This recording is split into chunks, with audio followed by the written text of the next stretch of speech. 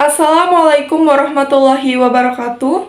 Hello everyone, my name is Farah Azizah with the student number J1E021023. In this video, I'm going to tell you about language comprehension. Language comprehension is one of the main areas in psycholinguistics.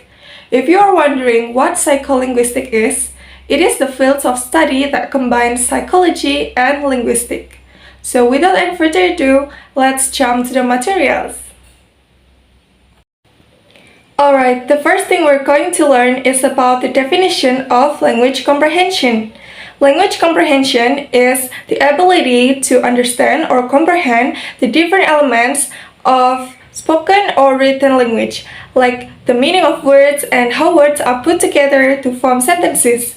Language comprehension is one of the building blocks of reading comprehension. Next is about the importance of language comprehension. Imagine the ability to read as a pyramid as illustrated here. Reading comprehension, or the ability to understand what we read, is the topmost block, and language comprehension is one of the blocks underneath it that support reading comprehension. Together, reading comprehension, language comprehension, and decoding make up the view of reading.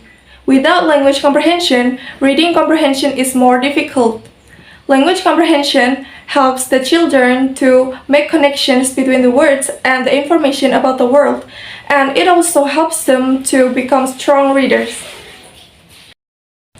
The next material is about the specific components of language comprehension. There are 4 specific components of language comprehension. The first one, we have speech processing. As a matter of fact, in speech processing, the sensory input is constructing a series of abstract like auditory, phonetic, and phonological representation. The next, we have lexical processing. In the lexical processing, the input representation during the speech processing make contact with the internally stored lexical representation in the lexical processing.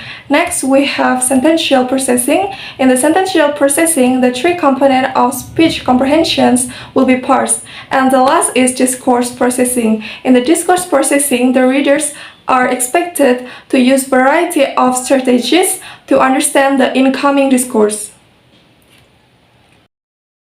Next is about vocabulary in language comprehension. Vocabulary is considered by many experts as the most crucial aspect of language comprehension. Vocabulary is no longer a primary classroom focus, something to be taught or tested, but rather something to be acquired incidentally by the students from their surroundings. Vocabulary includes knowing the full meaning of words and the multiple meanings of ambiguous words. Memory. Memory is an integral part of human existence that underlies language and mind. Penfield and Roberts say that memory is divided into 3 categories. The first one is experience memory. Is memory related to experience of the past? Number 2 is conceptual memory. Is memory that is used to build a concept based on the fact that it's recognized. Number 3 is word memory. Is memory that connects a certain concept of an object in the form of voicing the concept. Memory is used and formed in 3 phases. The first one is input phase. People generally receive feedback both in oral and in writing. Then they will give the interpretation of the information as an understanding. Number 2 is storage phase. Storage phase begins with the process of storing the information in our memory. If the information is considered important or needed to be stored in a long time period, the information is sent to a long memory. Number 3 is output phase. At the output phase, there are 2 ways to use recognition and recall. In general, recognition is easier than recall because recognition is the calling process of memory by asking someone to recognize an object that has been given previously. The last material is about the issues on language comprehension. The first one is issues related to reading and listening comprehension. Our comprehension will be difficult because it's not always easy to recognize every phrases and relation one to another in a sentence.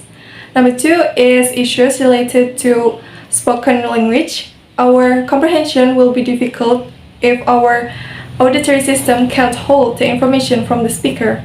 And the last one is issues related to written language. Our comprehension will be wrong if the line breaks and paragraph marking are not right clearly. Alright guys, thank you so much for your attention. I hope that this video will give you more knowledge about language comprehension. See you on my next video and wassalamualaikum warahmatullahi wabarakatuh.